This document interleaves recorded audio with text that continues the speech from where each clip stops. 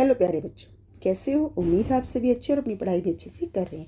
आज मैं आपको करा रही हूँ आपकी वर्कशीट नंबर 27, जो कि आपकी गणित विषय की वर्कशीट है। और आज का हमारा टॉपिक है क्षेत्रमिति यानी कि ज्योमेट्री।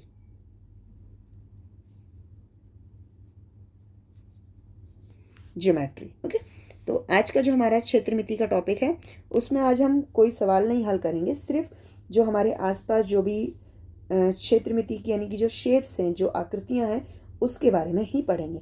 हम अपने आसपास देखते हैं बहुत सारी शेप्स दिखती हैं, जैसे ट्रायंगल, रेक्टेंगल, सर्कल, स्क्वायर। उसके अलावा भी बहुत सारे हैं, जैसे रोम्बस की फॉर्म दिखती है, समचतुर्भुज दिखता है, समलंब चतुर्भुज दिखता है।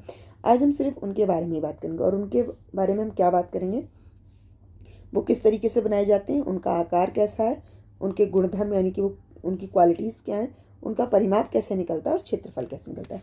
आज हम सिर्फ 2D शेप्स का ही यानी कि जो 2 डायमेंशनल शेप्स हैं उनके बारे में ही करेंगे, जिसमें लंबाई और चौड़ाई ही होती है। ठीक है, ऊंचाई का कॉन्सेप्ट यहाँ पर नहीं है। ठीक है, चलिए शुरू करते हैं। हम अपने आसपास विभिन्न प्रकार की वस्तुएं देखते हैं। सभी वस्तुओं की कोई ना कोई आकृति होती है, जिनमें से कुछ वस्तुओं की आकृतियों का समरूप जटिल होता है और कुछ का सरल। कुछ आकृतियों को हम ज्योमेत्रीय आकृतियां भी कहते हैं, क्योंकि इन आकृतियों के गुण और आकार हमारे द्वारा परिभाषित किए जा चुके हैं। उन आकृतियों का परिमाप, परिध्या, क्षेत्रफल भी हम ज्ञात कर सकते हैं। इन्हीं ज्योमेत्रीय आकृतियों में से कुछ के बारे में आज हम पढ़ेंगे। तो हम बहुत सारी शेप्स देखते हैं, आकृतियां देखते हैं। कुछ उसमें से ऐसी हैं जो हमने मैथ्स में या हमने ज्योमेट्री में पढ़ी हुई हैं, तो उन्हीं के बारे में आज हम पढ़ेंगे। तो सबसे पहले जो ये बना हुआ है, ये आपका बना हुआ है त्रिभुज। त्रिभुज क्या होता है? जिसमें 3 रेखाएं एक दूसरे को एक एक बिंदु पर मिलकर काटती हैं, या हम ये कह सकते हैं कि एक बिंदु पर मिलती हैं, और ये एक तरीके की बंद आकृति होती है।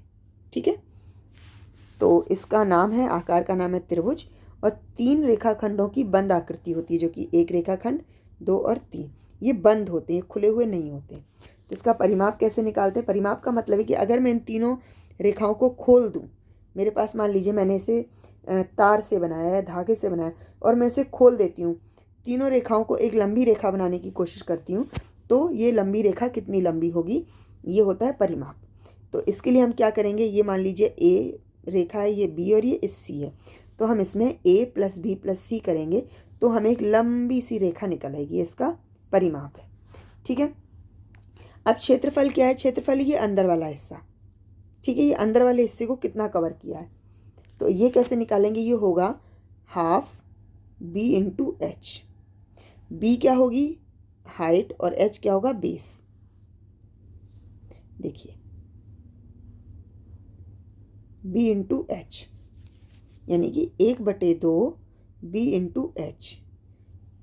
बेस तो ये रहा हमारा, और हाइट हम ये वाली लेंगे अगर हमारा ये दोनों रेखाएं बराबर हैं तो। ठीक है, अगर ये दोनों रेखाएं, ये तीनों रेखाओं का माप अलग अलग है, तो हम हीरोन फॉर्मूला लगाते हैं, जो कि अलग है। पर अगर इन दो का एक जैसा भाग है और ये बेस है, और इसके बीच में एक ये हम डालते हैं लंब, इस लंब से हम लेते हैं h का काउंट। ठीक है, तो b मान लीजिए ये हमारा 4 सेंटीमीटर, ये हमारा 2 है, और ये भी 2 है, तो हम इसका हाफ ही लेंगे, 1 का निकालेंगे तो हमारा निकल आएगा। ठीक है, आगे है वर्ग। वर्ग 4 भुजाओं की एक बंद आकृति है, जिसका प्रत्येक कोण 90 डिग्री का होता है। कोण हम पहले ही पढ़ चुके हैं। ठीक है, तो इसमें प्रत्येक कोण 90 डिग्री का है। और अगर हम इसका परिमाप निकालना चाहें कि इस चारों भुजाओं को, अगर हम इसका परिमाप निकालना चाहें और इन चारों भुजाओं को अगर हम खोल देते हैं, तो क्या हो जाएगा? ये हमने a मान ली, ये हमने a, ये a और ये, क्योंकि वर्ग की चारों भुजाओं का योग बराबर होता है। तो अगर मैं 4 × a कर दूं, तो इसका चारों का माप निकल आएगा। ठीक है, अगला है इसका क्षेत्रफल कैसे निकलता है? इसका क्षेत्रफल निकलता है a², यानी कि अगर इसका माप 4 है, 4 सेंटीमीटर है, तो अगर मैं 4 × 4 करती हूँ, तो ये पूरा खुलकर इसका क्षेत्रफल निकल आएगा। अब है हमारा आयत।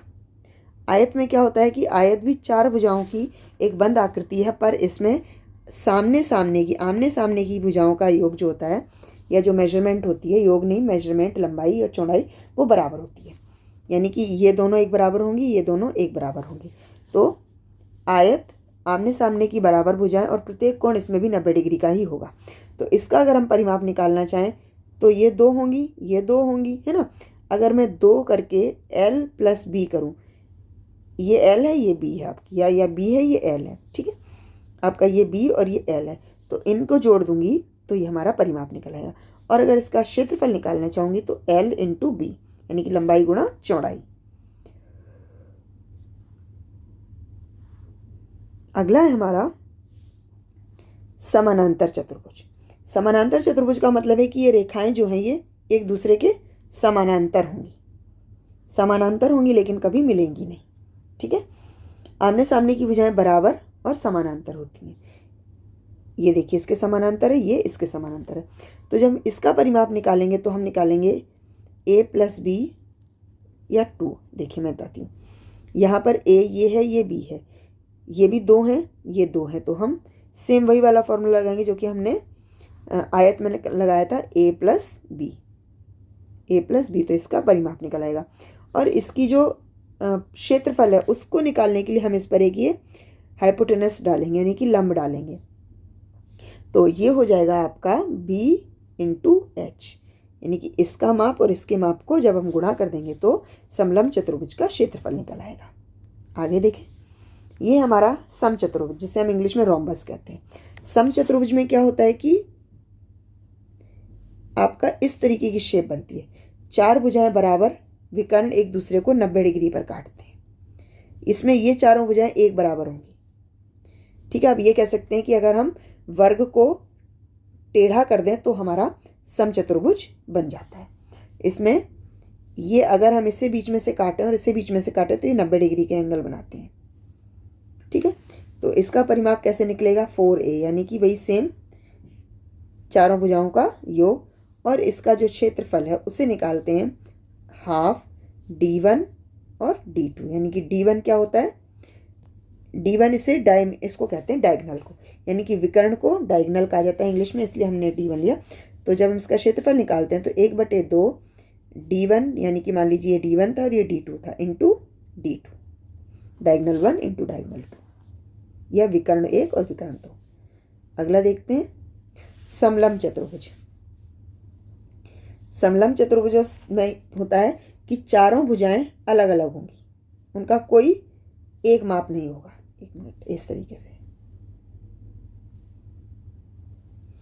तरीके से होगा।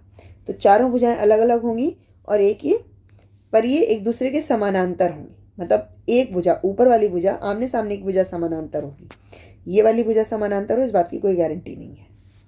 तो इसका जो परिमाप है वो क्या निकलेगा, जब चारों को प्लस कर देंगे, A, B, C और D, ठीक है। तो A + B + C + D, तो हमारा ये क्या हुआ, समानांतर चतुर्भुज का समलंब चतुर्भुज का, समलंब है ना, समलंब चतुर्भुज में चारों भुजाएं जो होती हैं आमने सामने की रेखा युग्म जो है, यानी कि ये और ये एक दूसरे के समानांतर होंगे और ये 90 डिग्री का एंगल बनाते हैं।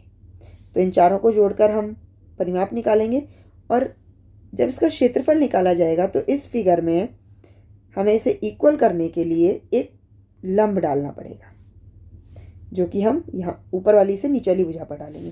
तो इसका जो क्षेत्रफल वो कैसे निकलेगा, ½ H, यानी कि ये हाइपोटेनस और ये प्लस ये, आप ये कह सकते हैं A और B, A + B, ठीक है। अगला सामान्य चतुर्भुज। सामान्य चतुर्भुज क्या है, किसी भी शेप का हो सकता है, उसमें कोई पर्टिकुलर शेप नहीं है, 4 रेखाखंडों की बंद आकृति। इसका ही परिमाप जब चारों भुजाएं जोड़ देंगे तो निकल आएगा। और इसका जो क्षेत्रफल है उसको निकालने में थोड़ी सी डिफिकल्टी है, क्यों, क्योंकि इसमें 2 हाइपोटेनस पड़ते हैं। देखिए इसकी शेप ऐसे है ना, तो एक यहाँ पर परपेंडिकुलर डाला जाता है जब हम इस रेखा को आधा काटते हैं, और एक यहाँ पर डाला जाता है, ठीक है, तभी हम इसको इक्वल पार्ट में बांट पाते हैं। तो ये क्या होगा, ½ जो ये D डाला गया, ये हमारा डायगोनल है, D1 इनटू में H1 की प्लस और H2 की प्लस, यानी कि ये हाइपोटेनस का प्लस इस हाइपोटेनस की हाइट का प्लस, और हम इसका जो क्षेत्रफल है वो निकाल लेते हैं। फिर आता है हमारा वृत्त। वृत्त एक ऐसी आकृति है जो कि गोल है, इसका कोई सिरा नहीं है, कोई भुजा नहीं है, ठीक है। एक निश्चित बिंदु से समान दूरी पर स्थित बिंदुओं का परिपथ। जब हम सर्कल बनाते हैं तो हम एक पॉइंट लेते हैं, ठीक है, एक हमारी बिंदी लगाई जाती है जो कि इसका केंद्र कहलाता है। उसके बाद हम यहाँ पर स्केल रखते हैं और नापते हैं कि हमें कितने सेंटीमीटर का सर्कल बनाना है। मान लीजिए हमें 2 सेंटीमीटर का सर्कल बनाना है, तो ये इसकी क्या कहलाती है, ये इसकी कहलाती है त्रिज्या। हमने एक ड्रॉ किया 2 सेंटीमीटर का सर्कल, इसी पॉइंट पर आके मिल गया, ये इसकी त्रिज्या है। और जब ये पूरा लंबा हो जाता है तो ये इसका डायफ्राम कहलाता है, ठीक है, डायमीटर कहलाता है। समझ आया। जो त्रिभुज है उसमें हम परिमाप को परिधि कहते हैं, जो कि होता है 2πr, ठीक है, 2πr होता है, यानी कि r मतलब ये रेडियस और d मतलब पूरा इसका जो आपका ये त्रिज्या और ये इसका व्यास, ठीक है। तो पाई की वैल्यू जो होती है वो होती है 22/7, ये फिक्स वैल्यू है, ये चेंज नहीं होती है।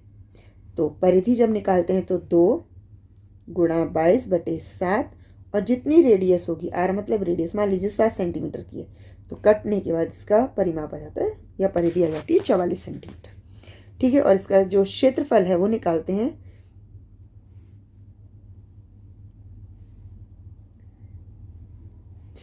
πr² से। पाई की सेम वैल्यू 22/7 और आर को हम 2 बार कर देते हैं, जैसे मान लीजिए 7 गुणा 7,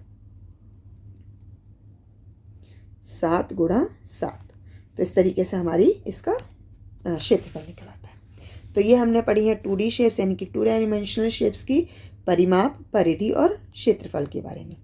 तो उम्मीद है ये वर्कशीट आपको समझ आई होगी। ये फॉर्मूला आपको लर्न करने, ताकि आप प्रश्न आने पर इन्हें आसानी से अप्लाई करके सवालों को हल कर सकें। इसे लाइक कीजिए अगर ये आपको यूज़फुल लगी हो, समझ में आए तो प्लीज़ से शेयर कीजिए और इस चैनल को सब्सक्राइब कीजिए। धन्यवाद।